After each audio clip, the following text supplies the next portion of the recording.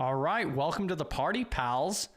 So we're going to go bust through this introduction to begin with, and then today's just our open stage AMA. So I'm going to go ahead and drop the link right now. So if you'd like to come into the backstage, you're more than welcome to. Everybody's welcome to come up. You do not have to turn on your video if you just want to run your microphone only. That's perfectly fine. But today's just a pretty casual AMA, open stage, socialize type of format for the next hour. So to start off with, as we start every single video here, is we're just here to break down barriers, foster collaboration and community. We're all working towards a more secure future together.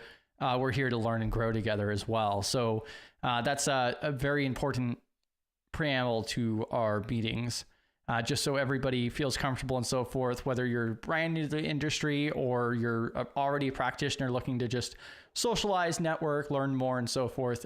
It's really directed towards everybody. We did start our new schedule. So Mondays and Tuesdays is hands-on. Wednesday is our GRC Let's Get Technical.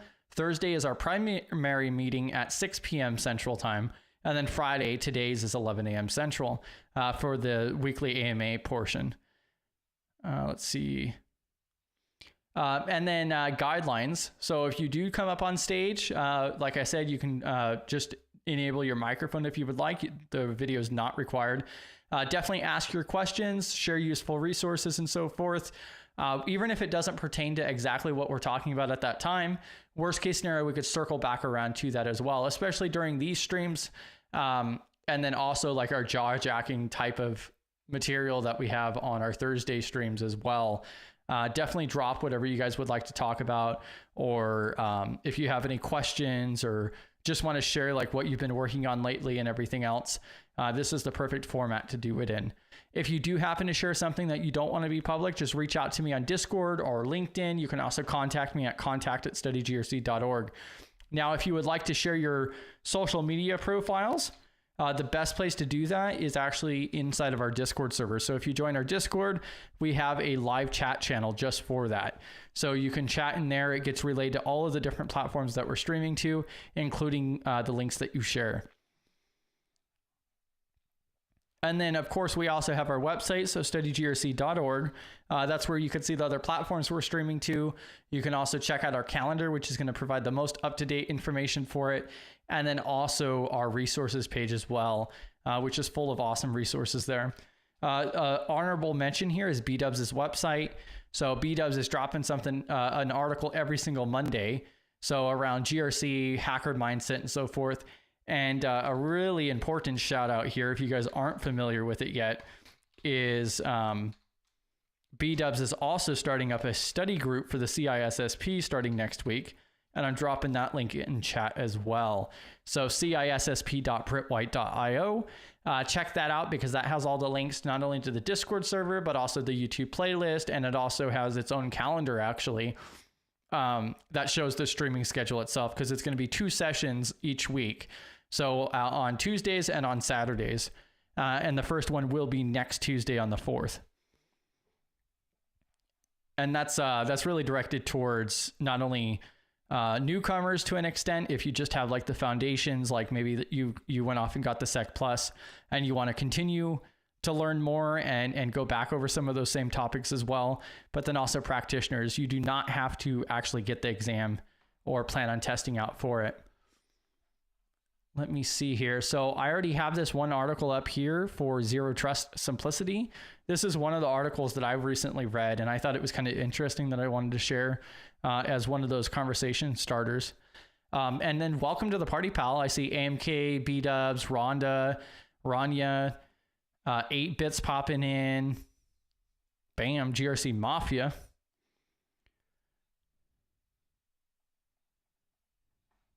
Let's see here. All right. So one of the key reasons, let me drop this article in the chat here so you guys can pull it up as well. So this one just kind of caught my eye because it talked about zero trust, and then it's talking about simplicity, which I don't think those two words really go together very often. So that was kind of a highlight of why I even clicked on this. But also, like it states here, is build simple business policies for zero trust rather than complex network policies. Now, I'm not going to go through and read word for word the whole article itself, but what I will showcase is that it's talking about how when you're going through and you're doing implementation, or when you start a system, or especially if you go into something that's already been developed, something that's extremely common is you're going to have something like this Raptor 1. So it's using SpaceX as an example. Is, you know, like the Raptor 1, you could see how complicated that is, how many hoses are coming off of it and so forth. And then you could even see that its progression. So Raptor 2, a lot cleaner, more trimmed up. And then now we have Raptor 3, which is like way more cleaned up, way more efficient. It mentions up here at the top that it has like 50% more thrust and 25% less weight overall. So how that relates to this situation is when you're working on your environments, especially, you know, you could utilize this exact same terminology towards anything really. But like once you have something implemented, then you also should be working towards making it more efficient, trimming down the fat off of that and so forth. And that's what kind of caught my eye on this article. And I think they do a really good job at explaining it in regards to zero trust. So that was one of the key things that popped out to me. There's also a mention here to Lester's Law, which tells us that failure rates for a complex system can be described as the product of each component's probability of failure. So the more complex something is, then the higher probability of failure there is as well. And like, I think a good example in my head, at least, is like the cloud, for an example. Let's say you have 1,000 machines in the cloud. You have all these different services and everything else, and it's just spread out and complex across multiple regions, or otherwise, you know, maybe you could go through and consolidate some of that down, put it under the same policies and permissions and so forth, and really just make the workflow a lot cleaner. And this same thing can apply to pretty much anything. So I thought this was just a really good reminder. Let's see here. Oh, I see Regine also popping in. Welcome to the party, pal. And then also, like Rhonda mentions here, that complexity is the enemy of security. More tools and layers do not always mean better protection. Yeah, and that's like one of the different things. Like I've actually heard people say that, like, oh, you know, couldn't we just throw more money at this? Or, well, we'll just get another tool for this or for that. Unfortunately, that just complicates the process and doesn't really necessarily solve the root of the issue. But yeah, so overall, really great little mention there. And again, if you guys have any questions or any other topics that you guys want to bring up, definitely drop those. This was another article that I found kind of interesting as well. So this, I think, I take this from a different perspective. So this is talking about the 50 world's best cybersecurity companies. And the reason I mention this is, you know, in here, they're just like outlining, you know, clout and so forth. But we can also utilize this for jobs. So especially if you're on the job hunt or something like that, you can come in here, and this is a 50 list of the, you know, best cybersecurity companies. So like WebRoot, for an example, let's pop open their website here. So bam, I just opened up WebRoot. That's on this top 50. All right, so let's check out company and then job openings. This is exactly what I would do. Oh, wow. They even have a chat bot. Are you guys able to see that? Yeah. Oh, you guys can barely see that on the far side there. Let me see here. Yeah. So look at that. They even have a chat bot for the jobs career page. That's kind of interesting. But yeah, so this is just an example here. And so professional services, marketing, IT cloud, corporate functions, maybe.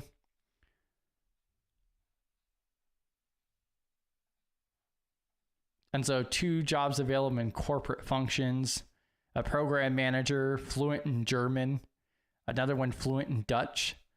But just as an example, that's what I would kind of be doing with a list like this, is just working down this list to see. I think Trellx is one of the other ones I've seen before too. And I'll drop this in chat as well. And then let me see here.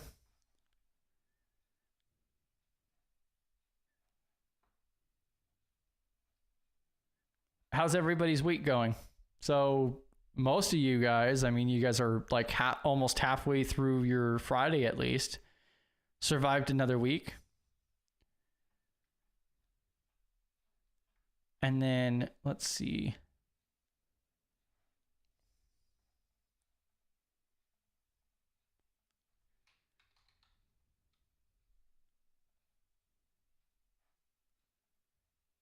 Trying to pull up this other page here.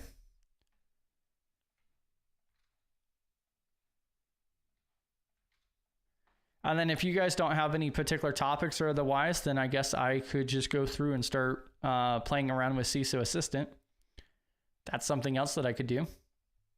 I mean, the option is always there to go read NIST too, right? Yeah, to an extent. I don't want to put too many people to sleep while they're still at work, though. I'm joking. I don't know if you really are, though. I think NIST actually does have a new publication.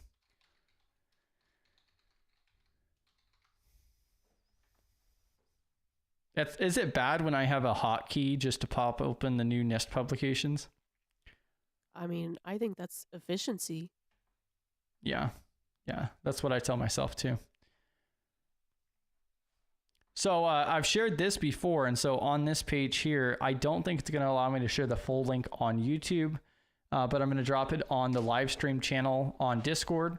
I'm going to drop the Discord link again too. And so this shows all of the latest publications from NIST along with drafts as well. Still morning in Texas. I mean, it is technically 11:17, but that's still morning, 100%. I support that.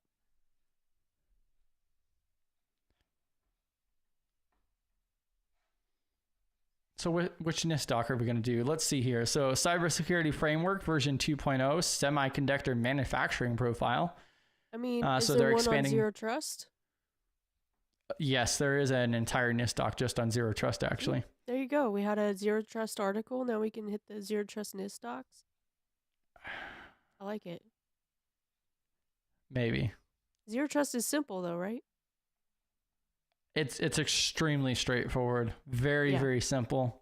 You could literally just buy a tool. I'm not going to name any here, but it's very simplistic to implement. You just buy a tool and just install it on your servers, and you're good to go. Oh, okay, cool. That's easy enough. We are, of course, being sarcastic about that, but extremely. There was actually a really good video with GRC Academy, who they actually interviewed the guy who originally coined the term Zero Trust.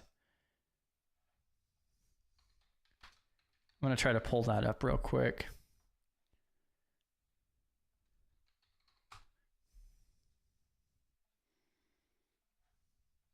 Yeah, so literally the title of this video is Zero Trust. It's way easier than you think, which is kind of funny.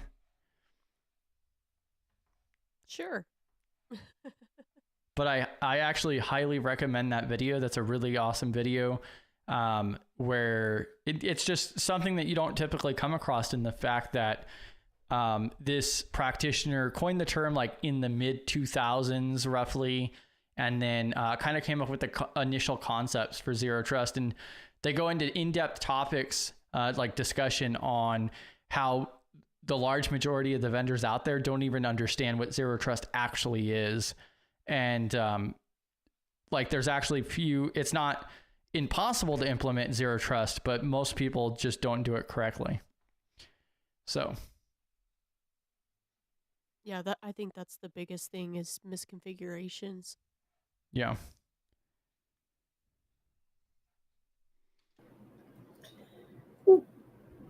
Welcome to the party, pal. I wasn't expecting you to do that. I'm just trying to help. Thanks. I wasn't expecting to see myself up there. I think that's kind of a difficult question there, Ben Tech. So which Try Hack Me rooms have benefited you the most for GRC? Me personally, I really like the technical side of it just to keep up on that side. One of my favorite pathways was the web app security or the web security pathway. But they do also have like a really good room on compliance, or I'm sorry, policies. Like I think it's literally called policies and procedures that I would check out. Yeah, So I like I don't have a room, but I did spend a ton of time in Try Hack Me. They've changed a lot since I went through it as well. But if you're paying for it, I would say just work through their learning paths. So if you're in pre-security, then go to Cybersecurity 101 next. Personally, I went through the penetration tester path because that's what I was actually trying to learn. But any of those paths you could stick to if you're not paying for it. They do have portions of those free, and you could explore other rooms. But I don't have like a room recommendation, but it is a great place to kind of get some of those foundational skills. Yeah, and I'm going to drop the link to this too. So this is a list of Try Hack Me free rooms. Were Jerry still available from the Advent? I don't know if those are still. Yes. Yeah. So the Yeah. Advent of Cyber is still available as well. But yeah, I don't send people over to Try Hack Me. And I don't really go there for GRC content. They So do have a few things here and there, but it's mostly that technical side, the technology. Personally enjoyed Try Hack Me, but I would say it's definitely more technical. But that's where I learned a lot of my technical skills. Is I started there. So I wouldn't go for GRC, but it's important as GRC professionals to know those technical foundation things, and Correct. concepts. So, yeah, it depends on how you learn best as well. I'm a kinesthetic learner, so Try Hack Me is great for me because I can do the thing. Yeah. Yeah, I agree. Yeah, and so like for an example, like this is just one category here where, you know, they have rooms that will walk you through like different types of cryptography and hashes, steganography. Oh, yeah, I still need more coffee. Cross-site scripting, all kinds of different types of attacks and vectors and everything else. So a lot of this different stuff doesn't necessarily pertain directly to GRC, but it's still really good foundation information. Yeah, I think SQL. I'm still doing the like the 101 path because it's just helping me study for Security Plus. But I kind of want to do the security engineering path because it has like AWS, and I do feel like being able to do engineering where you're like setting things up is, since GRC is sort of, you always kind of, a lot of times you end up with additional roles and like jobs anyway, like, and be able to do things like that and say, hey, yeah, I can, you know, set up AWS and like work with their security things or like different cloud platforms. Yeah. I think that's beneficial too. Yeah, that security engineer one is a really great thing to go through. Yeah, and I don't remember exactly which ones I did. I know I did like I think it was Intro to Security or something, and then there was the Web Security one that I took, and then Pre-Security, I think. There was 3 different pathways that I took. That Web Security one is by far my favorite. Like deep dive into Burp Suite, that was awesome. I love that so much. Let's see. We also got PBO and McCoy hopping in. Welcome to the party, pals. 8-Bit does mention that they do like Try Hack Me, GRC related rooms, but that being said, I took the Try Hack Me and something to supplement my learning. What are some different courses out there that you guys might know for GRC? Is there anything in particular? I've taken a couple of different things on like LinkedIn Learning, but like I don't keep the LinkedIn Learning subscription because I just don't use it enough. I mean, there's It's a been really- a few NIST ones, like the NIST 2.0 that I've taken through O'Reilly when they've released those, but that's about it. Yeah. I mean, we already have the page up here. I mean, there's also NIST, which is just, you know, reading, but, you know, it's a lot of different courses, you could say. Just saying. We have It's several free. drafts. Yeah, we have several drafts out here. We could see a finalization here, prioritizing cybersecurity risk for enterprise risk management, staging cybersecurity risk for enterprise, and governance oversight. Is there a recent actual special pub? Have you guys talked 800. at all about like ISC Square's CGRC certification? Yeah. Yeah. So like my understanding with the CGRC, there's a community member that's working towards that now. When I looked into it, it was like pretty identical to the 837. And there's not that much study material out there for it except ISC Square's 2 years of experience requirements. And it used to be called the CAP. So I see a lot of job postings that are still have it listed as the CAP, but not CGRC yet, because it just changed the name like 2 years ago. So Yeah. they just haven't caught up.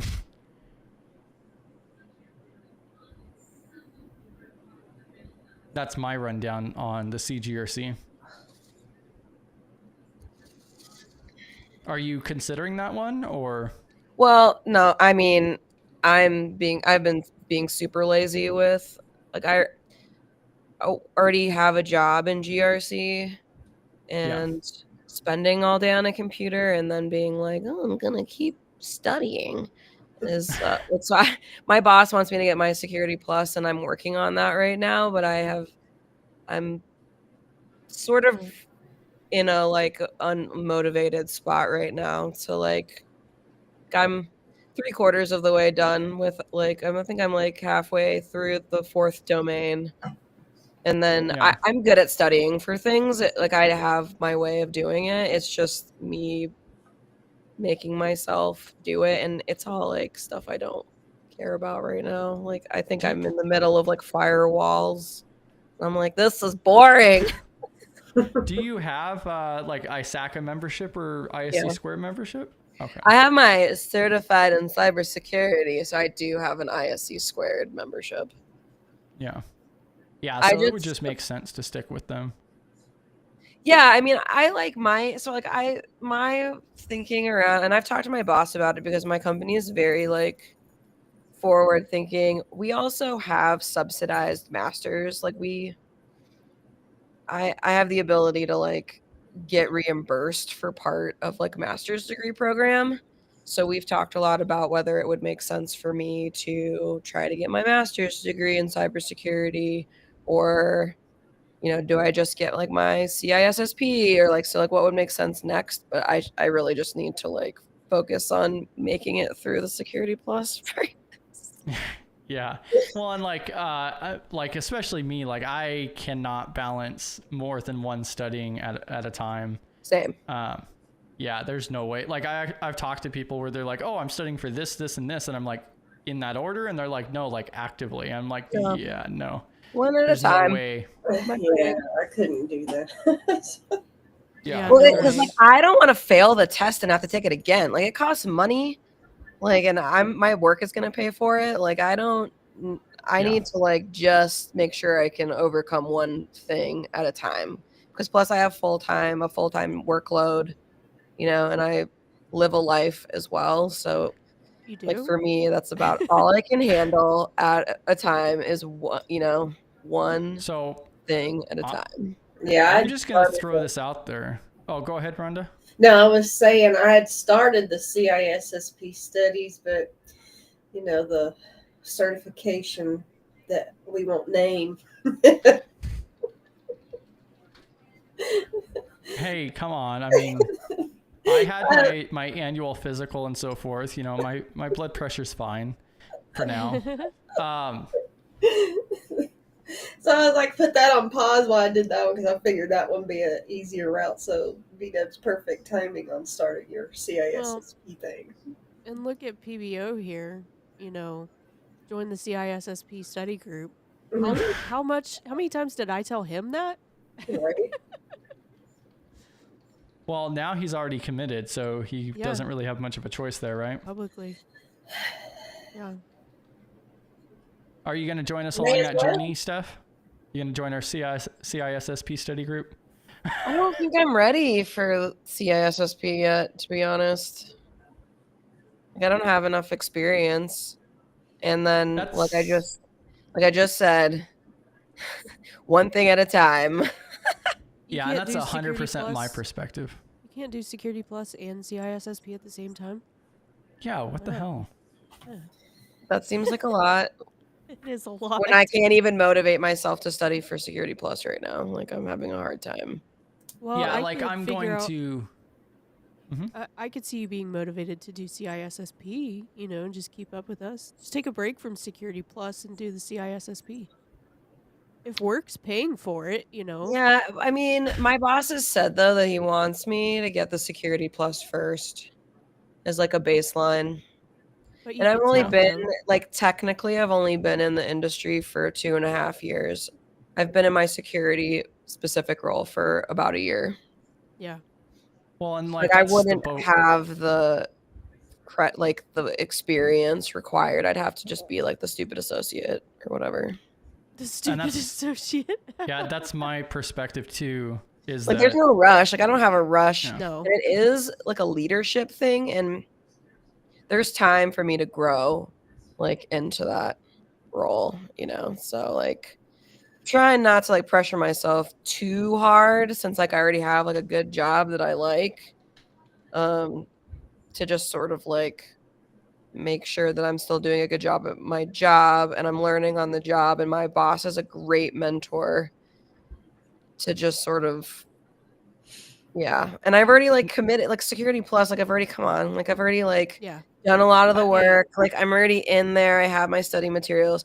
I probably just need to schedule the test to give myself some pressure Do to it. like Get it study and scheduled. finish That's it. what I had to do to kick it over the edge for me. I just had to schedule a test. I mean, granted, I rescheduled it like 6 times. But I rescheduled mine once.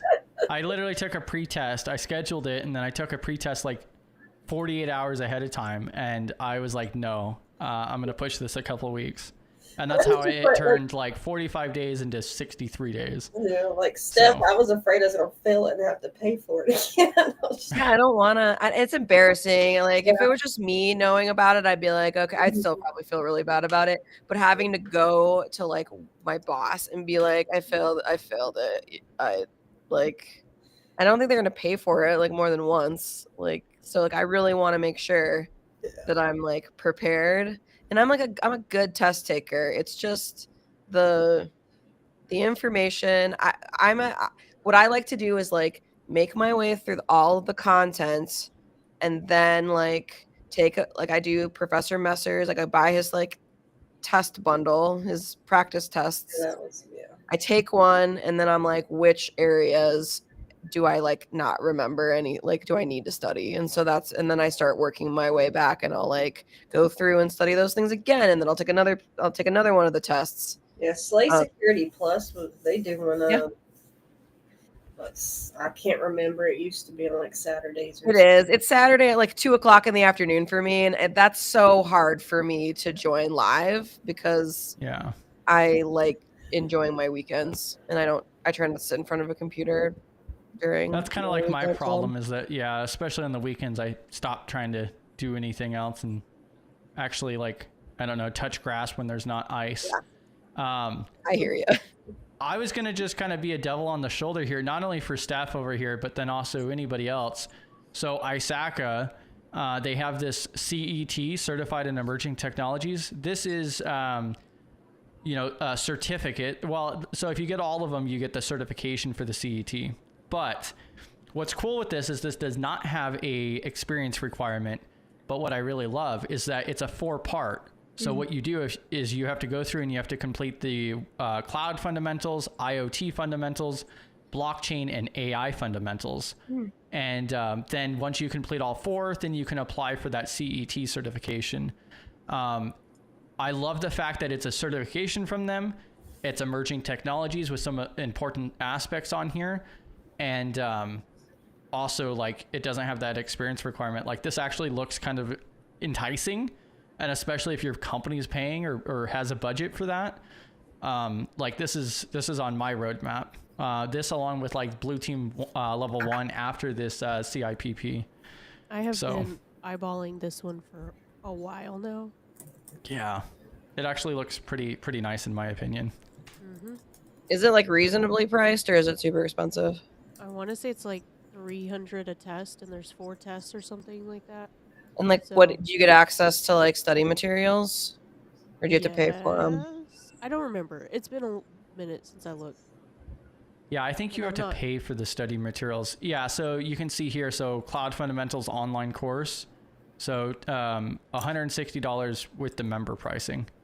Yeah, that's what And so you get the actual the study material for it, and then you go for the actual exam. So, but that's the unique thing, is that I believe this is the only one that they have that's split up into multiple. So yeah, it looks like it's $160 member pricing, $220 each for each section.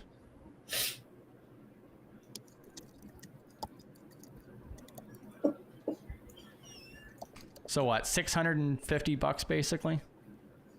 So, and then let's double check the apply for CET. So you prepared for doing your homework and taking 4 exams, and now you're ready to apply for your CET.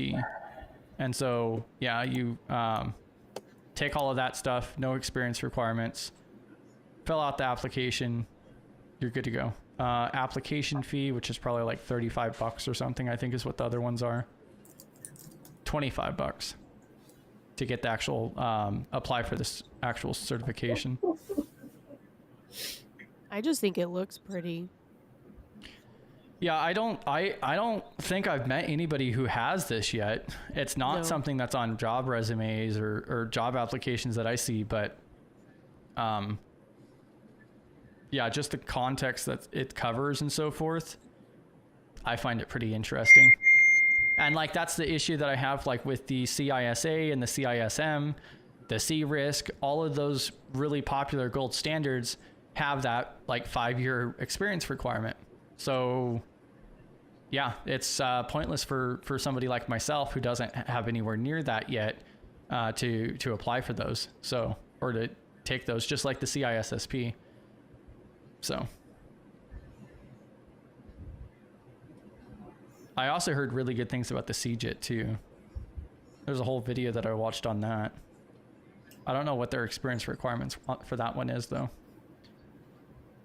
Oh yeah, so the CJIT is also a 5-year, which if I remember correctly is largely on information systems.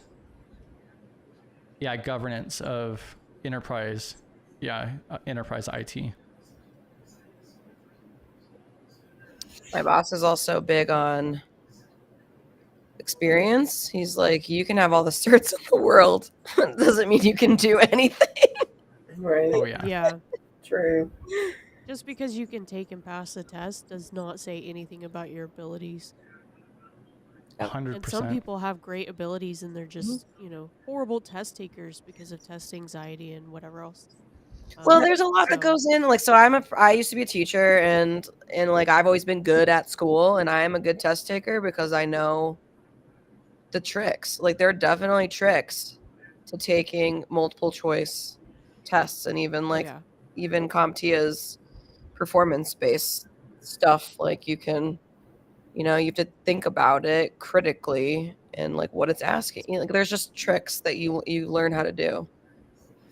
So that's totally true, that some people just aren't good at exhibiting knowledge through tests. And yeah, it's not always a measure of like how good you are at something.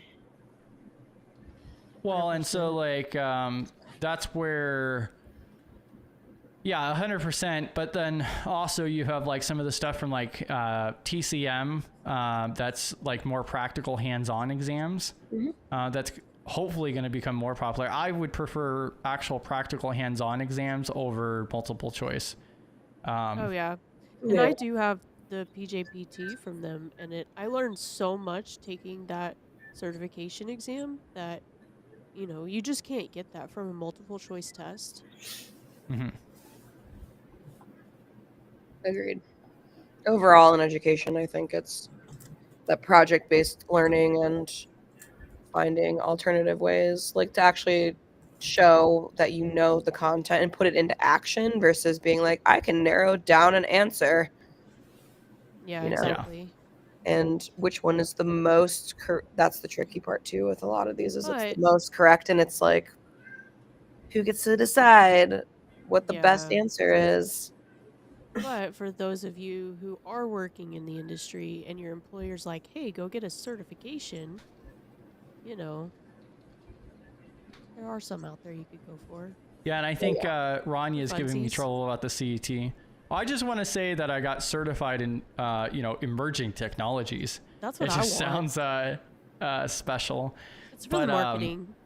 yeah, that's literally what that certification is. I'm not trying to coerce anybody into that, but like if your company just has open budget, yeah, like Please don't go because spend especially your own for money on that. yeah, I keep meaning to take that risk exposure course that Jerry like. XM Cybers. Yeah, I like signed up for it and like looked at it and then Come have been on, like, that one's free. no, I know it's free. I just keep That one he being did like, a while "Steph, you're ago. studying for Security Plus. You should be doing Security Plus and studying for that and not risk exposure." Like, I'm just Yeah, trying but to prioritize. I know. I know. but you also need to supplement your studies to really Yeah. drive in those concepts. I actually have a to-do to like look into more risk exposure stuff because of a conversation I had with my boss. So I should probably take the time to just go through that course. I don't even think I finished. I have Jerry's GRC course too that I have not finished Oh my that either. gosh. Yeah, I've completed Jerry's course, but I did have a deadline and I didn't have the time to do all the hands-on stuff. So I didn't go back, and I have not gone back and done the hands-on portions yet. I just went through the content and material real quick. It's a great course, but I don't Oh yeah, it's have great. that certificate of completion. I just wander off sometimes, or like Yeah. something else will come up, and I'm like, okay, well, this is more important, I guess, or Yeah. relevant to what I'm doing. 8-bit just said that they're trying to decide their next cert, but I just dropped in chat SecX. I mean, the Security X was difficult. I'm sure it's going to be way more hard and way more difficult now. Yeah. I took the beta and it was, yeah. I thought I failed. I don't know I of didn't, a but- CISSA study group. Go start one. Yeah. Expert level. I think one of the difficult things with study groups is the fact that like after people test out for it, they just, go off on their own pathway. And so, that's like one of the difficult parts around like very particular study groups. Yeah, well, like mine is 15 weeks and then I'm moving on to something else. The content will be there recorded for anyone who wants to come in later, but I'm not. Exactly. And that's the unique part is that you're actually live streaming it. You're actually going to have that content available on YouTube. So yeah, but after 15 weeks, I'm moving on to something else.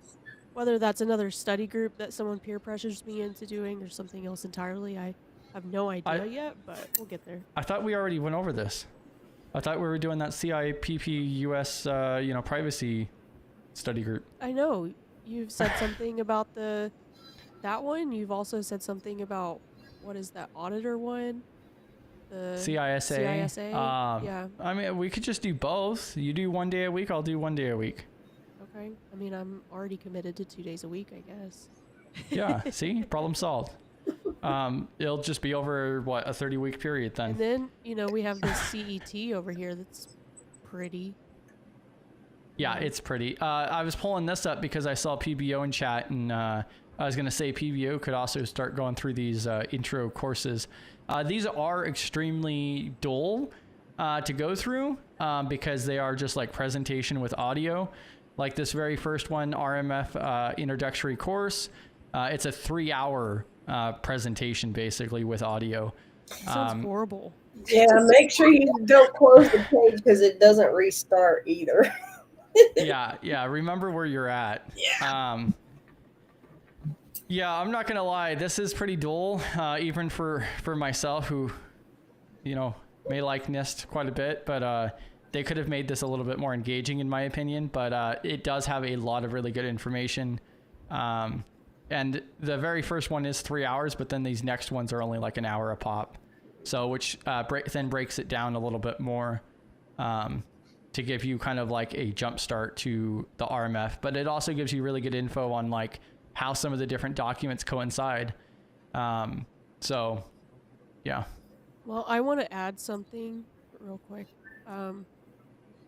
about hijacking someone's Discord voice channels to set up a group. I mean, our study GRC voice channel, the general channel, is open for anyone at any time. If you want to pop in there and study or not study, or it's there. You can use it. Yeah, and that's how a lot of the different Discords are set up. Typically, is they just have the general voice channels or otherwise too. So, yeah, that's funny you say that. I know somebody who recently did something like that. I've actually been on way too many VC chats where people like fall asleep and so forth. It's very bad on their part. People actually do that? Yes, they do. Wow, that's crazy. Yes. Why? Because they just are listening in, and then they get off work, they hop in voice chat or otherwise, and then they fall asleep in their recliner while they're just listening to the conversation. I guess that's honestly like the majority. Yeah.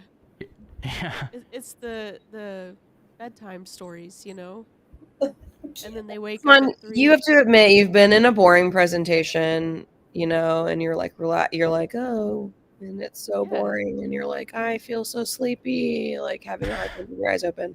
I used to be a teacher. I used to see it happen all the time, and it's just not good learning practice.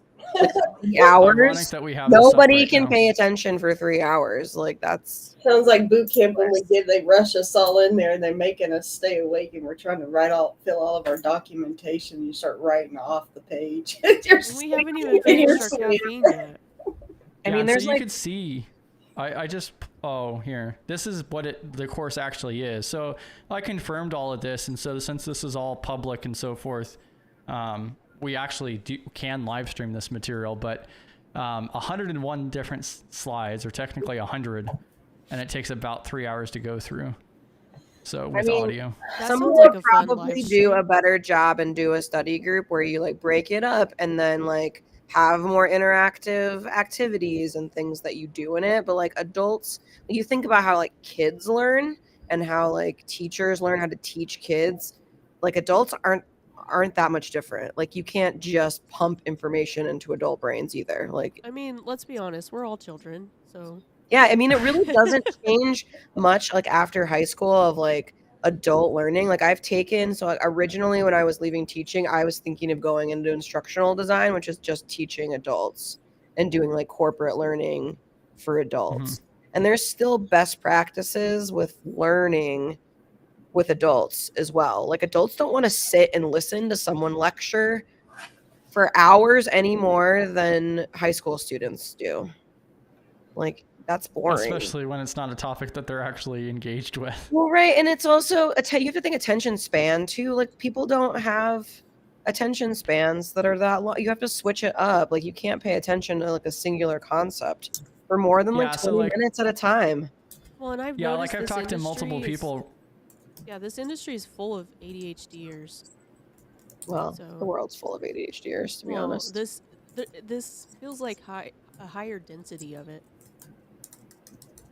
I think people are just discovering more about themselves. Sorry, Chris, go ahead. I just discovered it about myself too, so it's fine. I understand. Well, yeah, the part that I was going to say is like I've talked to like previous educators about it too, and looking at like course development strategies and stuff like that. And like one of the key things is like trying to keep each video lesson like 7 minutes maximum. Like you're looking at like that 4 to 7 minute attention span is like an ideal time. And then you see a lot of these things that are way longer, but and you can't always fit that kind of stuff. But I think in college, usually you could have a lecture of 2 hours, like Usually an hour. Yeah. But yeah, it is like silly to think that people can, and I do not have ADHD. So like I don't have ADD, I don't have ADHD, but still it doesn't matter. Like, and I think it does have to do with the fact that we live in a world that like we constantly switch our attention back and forth from things. Like attention can be a learned, you have to build stamina sometimes with things, but this is ridiculous. Like there still needs to be some kind of like base level of like, hey, I'm not gonna Completely like agree. just sit here and talk at you for hours at a time and expect you to absorb like all this information in a way that's useful.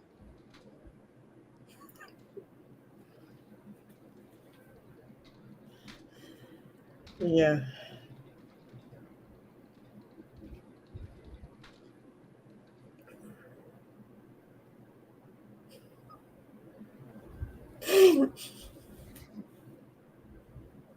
Let's see here. So, oh yeah, and like Rania says, dying by 8 minutes. Shiny spoons everywhere. No, we're talking colanders. Yeah, colanders. If anything is any longer than 7 to 8 minute segment, you need to break it down further into 2 or more. I think it does really depend. I think you could do 15, 20 minute segments or otherwise, but spread out. Like for me personally, I think anything over 20 minutes, you're going to lose my attention span for sure. But like a lot of the courses I've also seen is like most of it will be like 7 minutes maximum, 4 to 7. And then they'll throw in some of those 20-minute or 15-minute sections, just because there are some topics where where it's better to just go a little bit more in depth or otherwise. But yeah. Well, and you have to make it engaging as well. Don't just keep it dry and bland. Make it fun. Add some You jokes. realize as you go through the CISSP study group, I'm going to be referencing back to this timestamp at 48 minutes and 50 seconds, right? Probably. Yeah. All right. It's fine. Call me out. Tell me if I'm boring. I'll try not to be. Which is also another shout out too. Like B-Dubs even went through and even has a form that you could fill out. So on the CISSP.britwhite.io, you can go ahead and go to submit feedback, and you could go ahead and provide feedback. I mean, Bam. I take criticism really well. I mean, it will hurt my feelings 100%, but I take it really well, and it helps me learn and grow and be better. After I get over my feelings being hurt, I do enjoy it. Peer pressure will definitely get me as well.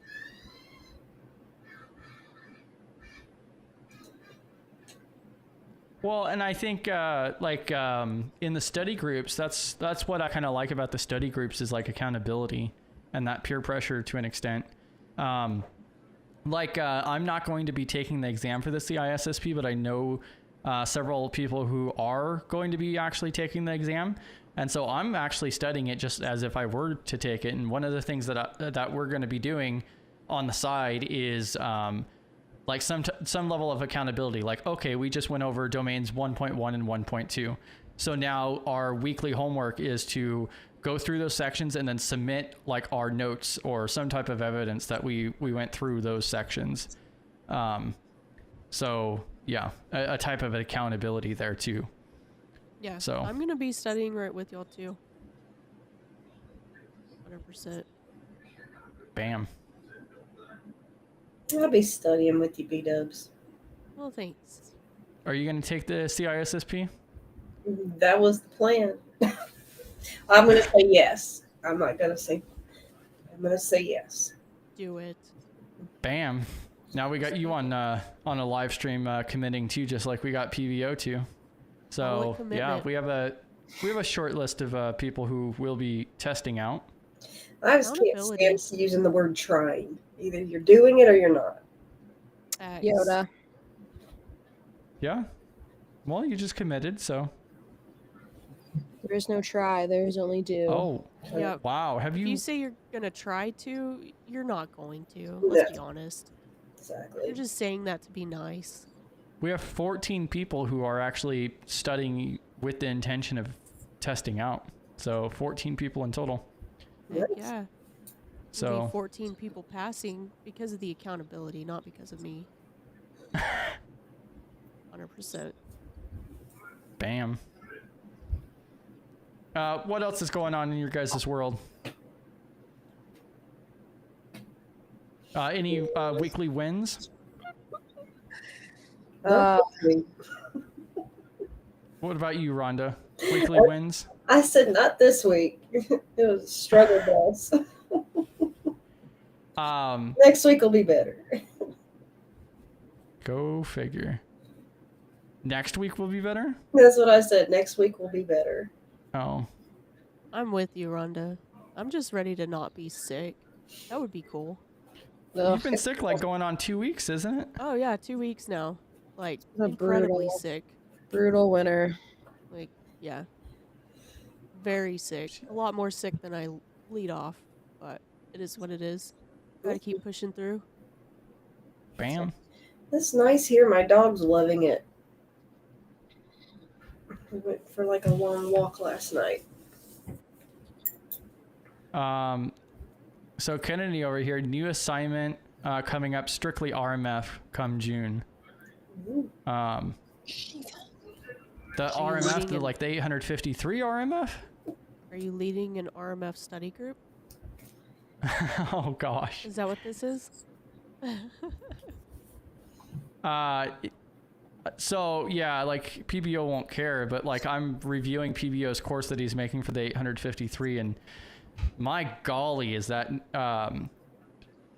yeah, like he is going straight NIST. Like if NIST doesn't pick him up after that course, I don't know who will. Is that going to be a 12-month course? Getting through that? It's probably going to be like a 30 to 40 hour course. It is PBO, but we'll see. We'll see how it turns out.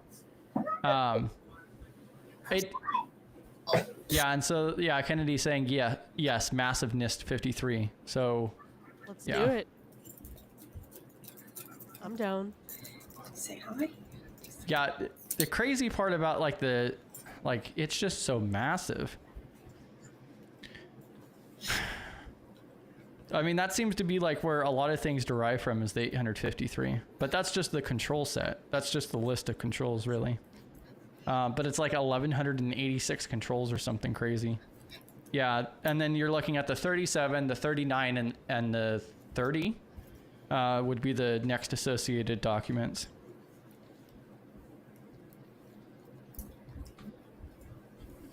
Oh, I put 73 on accident, but yeah, the 30, 37, 39 that support that RMF. So with the 37 being the primary.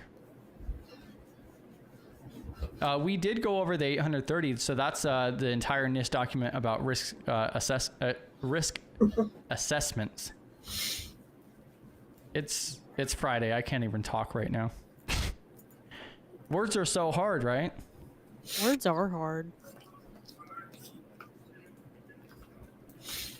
So PBO is a 853 SME, self-assigned, so subject matter expert is what he likes to call himself.